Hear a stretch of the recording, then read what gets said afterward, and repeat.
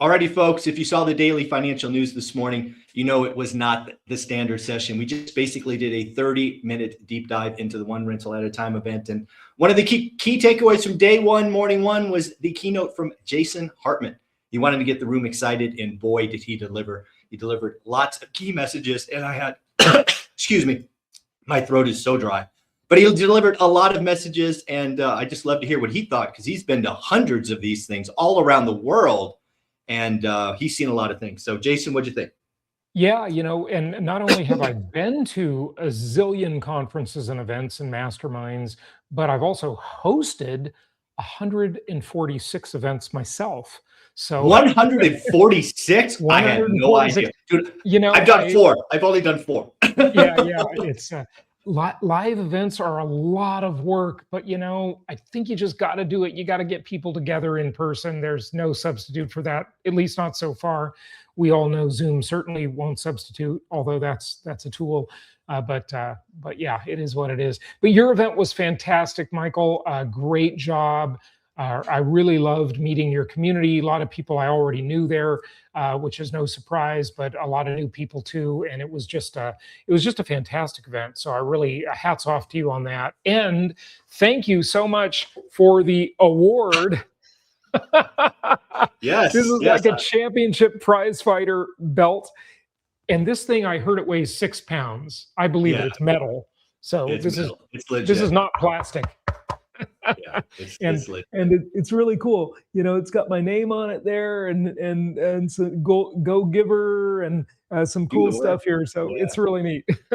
Yeah, hopefully you approve of that picture. I got a lot of trophies, but not like this one. There you go. Yeah, lots of folks hanging on the wall. There's display brackets and whatnot. But hopefully you approve of the picture, because you had hundreds. Unlike some of my guys who had a couple, you had hundreds to choose from. So hopefully you approve of the picture I selected.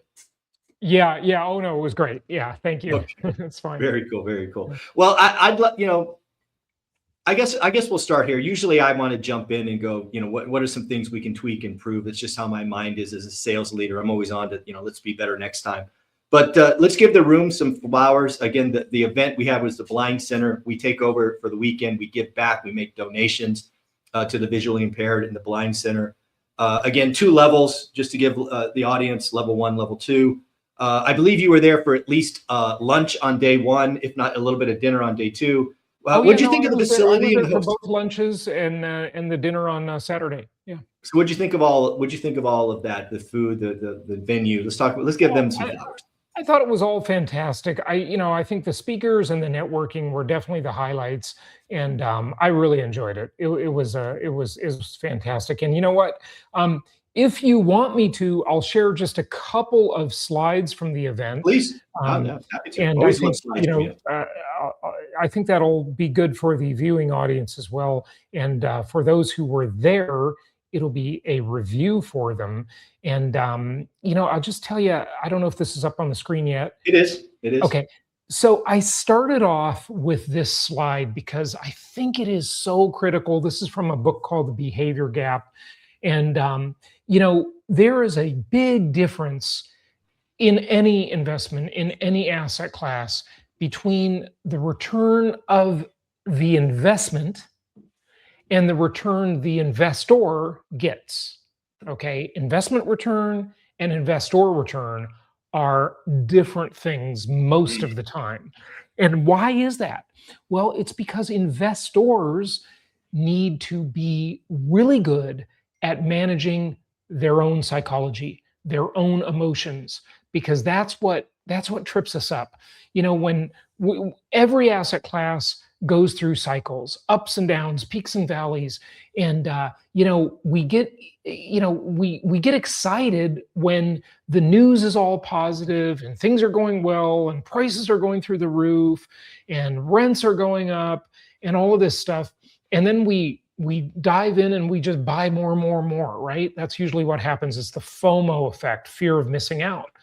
And then when the news isn't that great, and this is sort of the last 3 years, it hasn't been like bad news, but it hasn't been exciting either the last few years in the real estate business. It's just been boring, frankly. I think that's a good way to describe the market the last 3 years since rates went up so much. And So people sell things at inopportune times. And this is one of the things I've said for 22 years that I've been teaching investing, is that with these cycles, they always say that the number one destroyer of wealth, well, I don't know if they always say it, but I'll ask the question, what is the number one destroyer of wealth? It's divorce, the big D word, right? And most people think divorce is so bad because she got half or he got half, right? The other person, made out like a bandit, right? And that could be true. But the other thing divorce does is it causes people to be forced to sell assets at inopportune times. And the same thing happens with our own psychology, our own emotions. And so I think this is a really important thing to understand, that there's a difference between the investment return, and income property is the most historically proven asset class in the entire world, and the return the investor gets. So, I hope you like that start of my talk. No, I absolutely did. And I'm reminded, since you brought up, divorce is the number one destroyer of wealth. I'm reminded of, shout out, rest in peace, Charlie Munger. He said there were the 3 L's, right? And obviously, he was talking to men when he said this, but basically there's 3 L's that can destroy wealth: ladies, liquor, and leverage. Yeah. Destroyed wealth. That is all according to Charlie Munger. I'm just quoting him. Don't throw hate my way, but yes, ladies, liquor, and leverage. Yeah, sure. No, I mean, for a lot of men, well, almost all of them, probably women are a big weakness. So, yeah, absolutely, it happens. Yeah. So again, I loved your talk. The other thing that I told my team that really struck with me, and we've talked about this a bunch, but sometimes the basics need to be reminded, was your talk about the waterline, right? In all the ways that real estate makes money. Some stuff you can see and some stuff you can't. And it does, just because you can't see it doesn't mean it's not there. Right. That constant reminder is, I don't know what it is. I've been doing this 25, 30 years, and it's still worth saying. It's still worth reminding us. Absolutely. I used the metaphor a lot of the iceberg. Most of the iceberg is below the surface of the water. We don't see it. We see what's above the surface, the cash flow, the appreciation. Those are the things investors notice. But there's a lot of stuff going on below the surface of the water. Tax benefits, mortgage pay down, leverage, equity growth, and most importantly, inflation-induced debt destruction. And it brings it back to this quote. I just took this picture out of a book, and I want to say this is probably from Warren Buffett. I can't even remember. I've got to look it up and see if I can find it.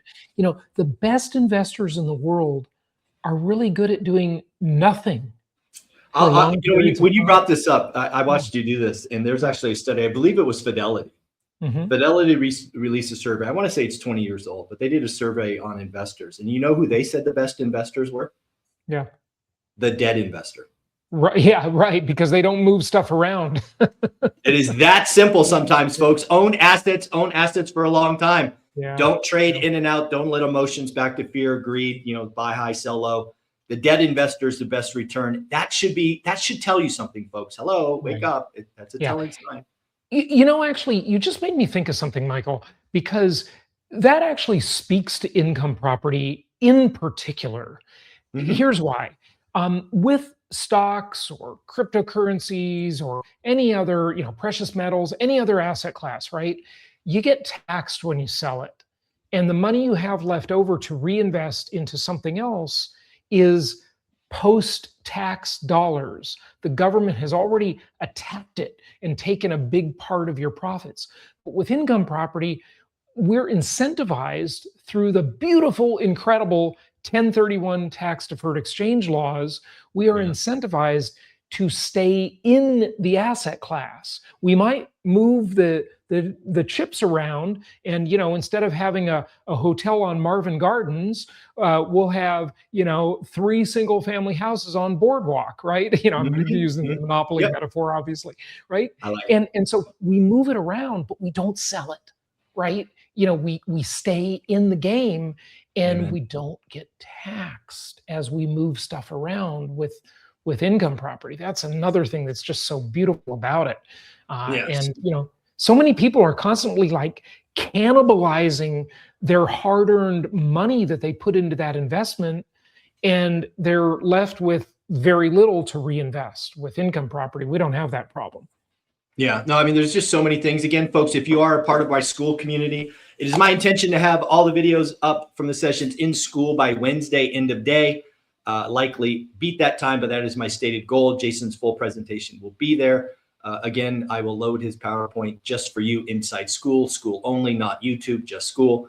Again, this is a thank you for joining.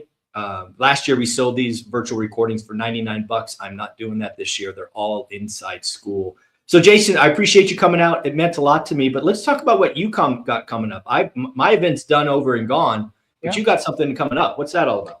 Yeah, so we've got Empowered Investor Live, and I'm just going to pull up the screenshot of that. Empowered Investor Live, this is an annual event that we do, and it is, it's sort of our main thing. We do some other events every year, but Empowered Investor Live, and I'm honored to have you speaking. I invited you to speak at our event because, Michael, we've really got the right philosophy when it comes to investing. So many other people are into this whole quick buck thing, and that's just not realistic, right? Yeah. Investing is the legitimate process of creating value over time. This is in Irvine, California, beautiful Southern California, Orange County. Great place to live. You don't want to live there because they'll tax you too much. Great place to visit. Don't live there. Yeah. Or great place to, did I say that backwards? Yeah. No, you're right. I was just repeating it. You said it right. Yeah. And come and join us in mid-May. Michael Zuber will be there as one of our keynote speakers, and we'll have a lot of other great content for you. We've been doing this event for many, many years. In the past, we've had Ron Paul, presidential candidate, and everybody knows Ron Paul. He's written a zillion books, and he's an outspoken guy on monetary policy and fiscal policy. Sharon Lechter, she's just fantastic. Everybody knows her. She's written so many great books. Michael Maloney, Ken McElroy, George Gammon, and I invited Logan back this time. Nice. Logan, of course, Michael. I do, of course. With Housing Wire, and he is so good at the data. They call him Chart Daddy. Yes, he enjoys battling the Crash Bros in their 13 years of spectacularly failures. Yes. I know. He's just totally got it right. As far as the data on income property and where the market's going and everything, and the Crash Bros just get it wrong all the time. Those people are now they're more years in, but 3 years ago, they really got a foothold again because rates had gone up, affordability had gone down. They were all predicting a massive crash, and it didn't happen. And now, I want to hit that again because I got a lot of heat for that, Jason, when I was screaming this 3 years ago that we were going to have a housing crash in transactions, not in price. And man, was I attacked. I was called lots of nasty names. Me too. I'll just take a victory lap because we had a 40% housing crash in transactions and prices went up. All I got to say is neener. I told you so. Yeah. So let's just make sure people really got that point. The activity went down, the sales volume went down, but the prices went up. Okay. And that all the doomers were just wrong. I was getting, tagged on Twitter or X all the time, people telling me that I'm just going to look so stupid and so wrong. And, look, folks, this all comes down to the simple law of supply and demand. There is a housing shortage. It is real, it is persistent, and it's going to be here for a long time from what all of the experts and all of the data suggests. Of course, everything's subject to change, but Michael and I will keep you informed if there's new data that we talk every week. I promise you, we will not miss it. We might be a week late, but that'll be it. We'll only be a week late. Yeah, absolutely. I'm curious. I'm curious, when you put on events like this, I had no idea you've done 146. That's amazing. That's like 15 a year or some crazy ass number. Well, it's over the course of 22 years, so it's not Okay, like so that's 7 a year though. I mean, rough. I'm just doing math. You know, that's impressive. I'm curious, when you're putting on this one, right? It's out in May. You're probably already in the mix, right? You're 3 months out. When you started to put this agenda together and you started to invite people, what was the overarching theme? And this is 3 days, right? You're 15, 16, 17. So like, what's the overarching theme you want people to take away from this? You know, I don't know that we've really sort of themed this event too much yet, but look, the overarching theme really has been very consistent over my entire career.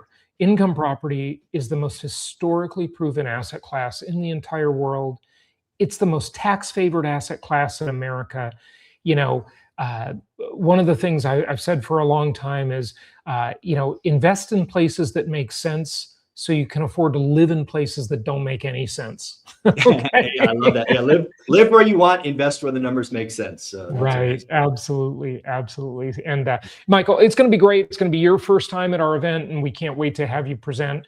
And, you know, we're going to have a lot of other great content. Yeah. Can you show the URL if somebody wanted to go check it out? Because you are sharing screen right now. Empoweredinvestorlive.com. Empoweredinvestorlive.com. So check that out. Join us. We've got early bird pricing now because we're a few months out, and we'd love to see you in May. We've also got special, very reasonable hotel prices as well at the venue. So it's going to be great. Like it. Jason, I appreciate you. Take care. Have a wonderful day. Bye. All right, you too. Happy investing, Michael.